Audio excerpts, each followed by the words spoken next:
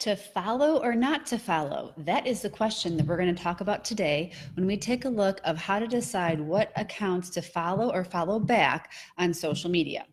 Now, when you're choosing who to follow, when it's your personal accounts, it's a lot different than when you're choosing who to follow for your business accounts. There's a lot more strategy that needs to be involved and a lot more things you need to consider.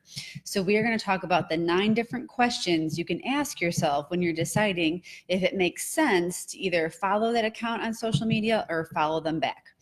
My name is Liz Jostis, and I own Eli Rose Social Media, and we help small businesses with all of their online marketing needs. So the 9 reasons really are a combination of, strategy for you as you're from your business, the business benefit standpoints. And we're also going to talk some about some of the other sort of games that happen on social media with the followers, because you also want to steer clear of that. You really want to make sure that that follow that you're getting is authentic to you. So in no particular order, the first question you want to ask yourself is, would this account be a good source of content for you? Part of your social media content posting mix needs to be curated content from other sources. You can't just be selling yourself all the time.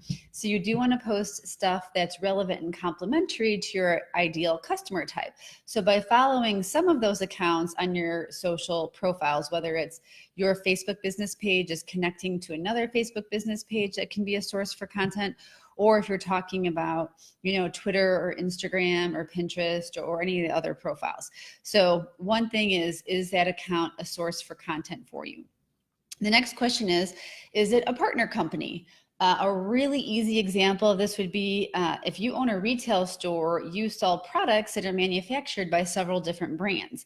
It can make sense that you would follow the social accounts of those brands that you sell, because there's some, just natural built-in cross-promotional marketing opportunities involved if you start building that connection with them.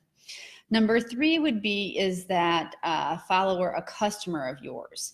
If you have customers who are following you, it gives you the opportunity to continue to build that brand relationship and increase that customer loyalty.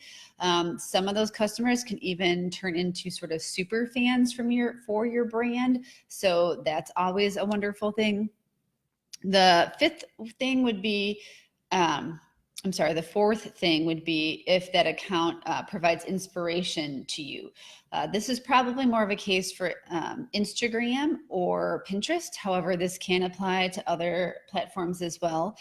But, if you want someone to inspire you with the images that they're creating or the videos that they're creating, you might want to follow them for that reason. Obviously, you don't want to copycat what they're doing, but everyone has those creativity rut times. So looking to them for some of that inspiration can be helpful to you as you just plan additional content for your profiles. The 5th question to ask yourself is if this person or that account is a competitor.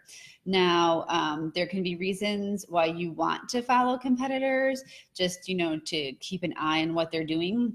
If it's something like the pages to watch on Facebook, you can follow them incognito. Twitter provides a way to create private Twitter lists, and you can add an account to a Twitter list that you haven't actually followed.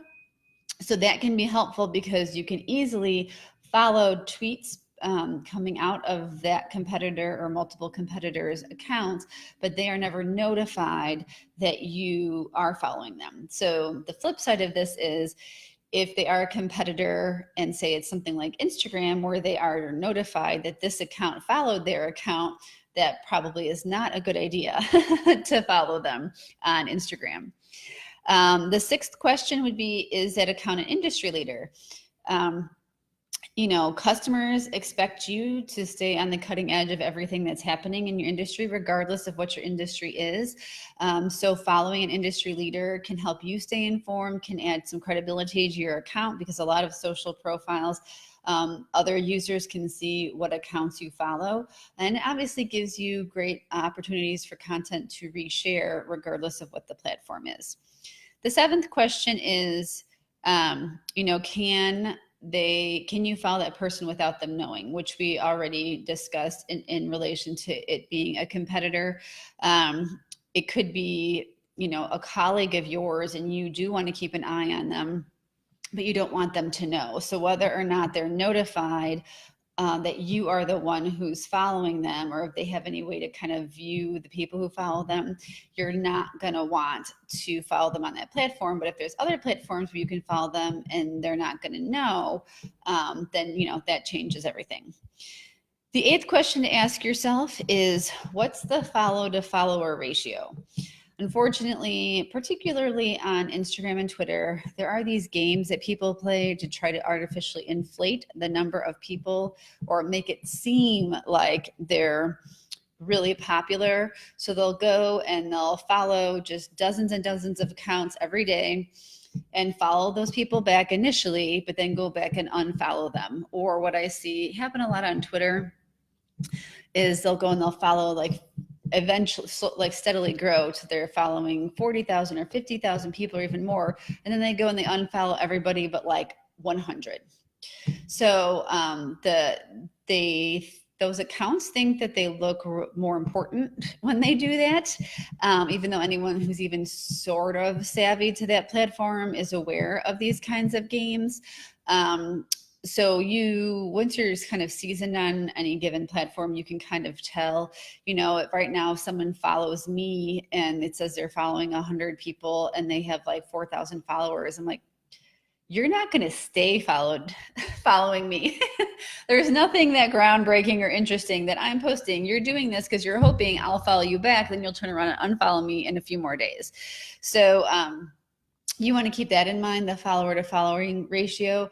The flip side is if someone's following just gobs and gobs of people and they only have very few followers who are following them back, that could indicate that they're a super boring or potentially even spammy profile. So you kind of really want to look at both extremes of the follower to following ratio as indications as probably not the people that you want to follow.